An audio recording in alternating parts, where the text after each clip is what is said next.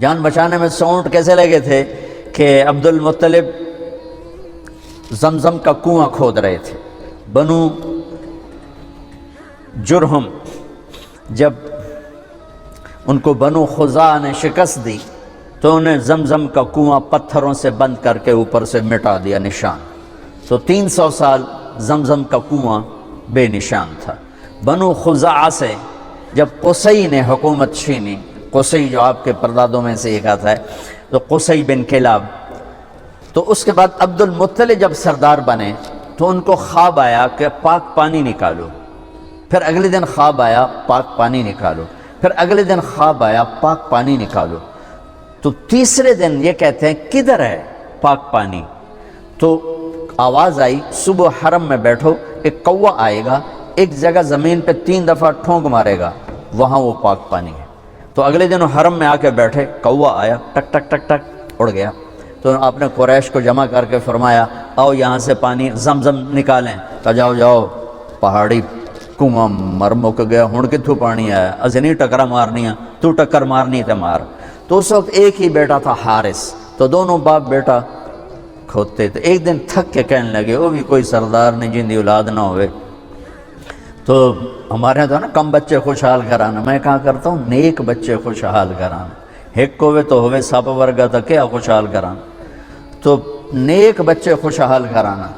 تو کہنے لگے اگر اللہ نے مجھے 10 بیٹے دیے نا تو میں ایک کو اللہ کے نام پہ ذبح کر دوں گا. اللہ نے 15 دے دیے، وہ سب کو اکٹھا کیا.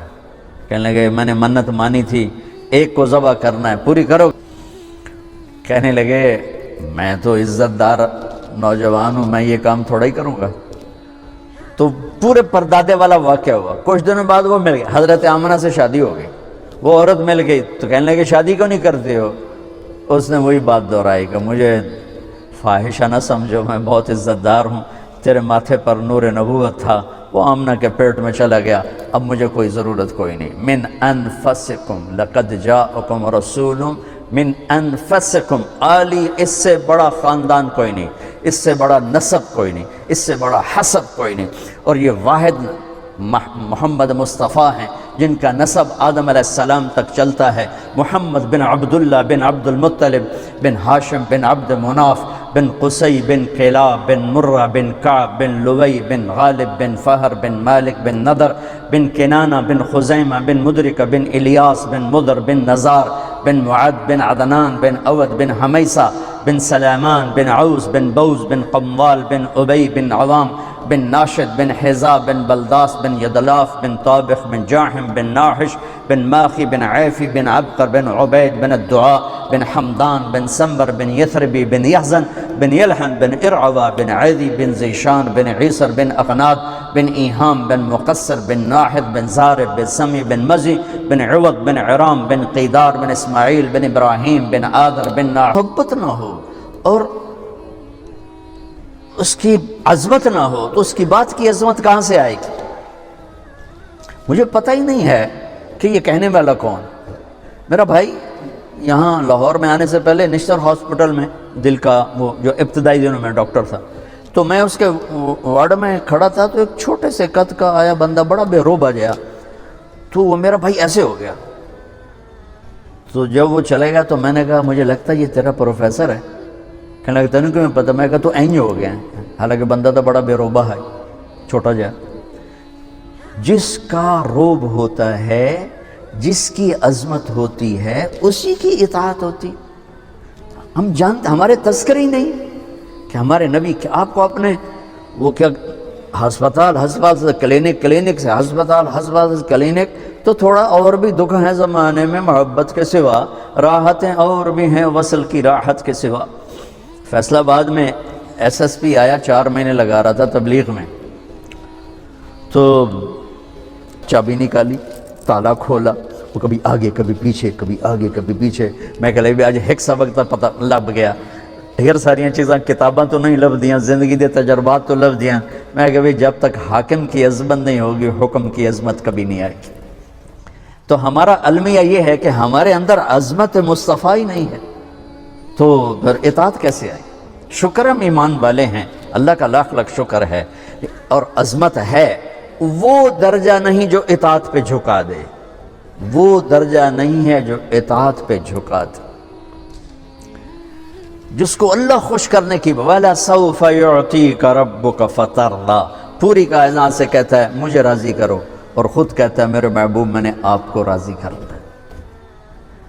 تو اللہ کے نبی کی سیرت، بھائیو معذرت چاہتا ہوں، اگر آپ صرف 1 سال کی کانفرنس سے ڈاکٹر بنے ہو تو پھر شاید مجھے بھی امید ہے کہ 1 گھنٹے کی بعد سے سیرت مصطفیٰ کا تاثر بھی قائم ہو جائے گا۔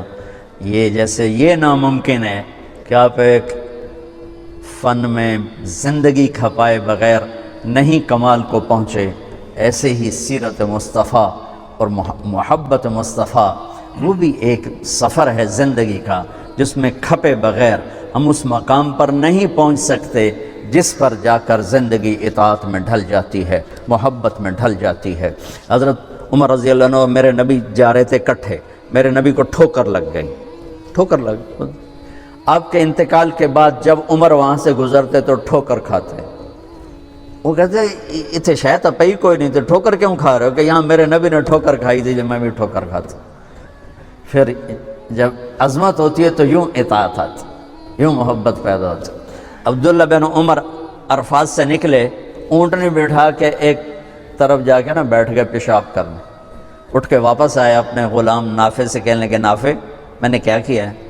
انہوں نے کہا آپ نے پیشاب کیا؟ کہا نہیں میرا تو اب بھی وضو ہے، میں اللہ کے نبی کے ساتھ آخری حج میں تھا تو آپ نے یہاں اونٹنی بٹھائی تھی، یہاں پیشاب کیا تھا، بس میں نے اپنے نبی کی نقل اتاری ہے۔ پھر آدمی یوں ہو جاتا۔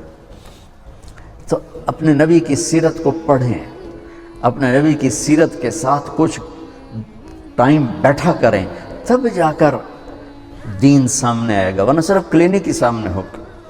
اب وہ ہستیاں ہیں جو درد مندوں کی دعائیں روزانہ لے سکتے، اور صرف آج کا دن نہیں گزار سکتے، آپ اپنی نسلوں کو خوبصورت فیوچر دے کے جا سکتے کہ دعاؤں کی طاقت موت کے بعد بھی چلتی رہتی۔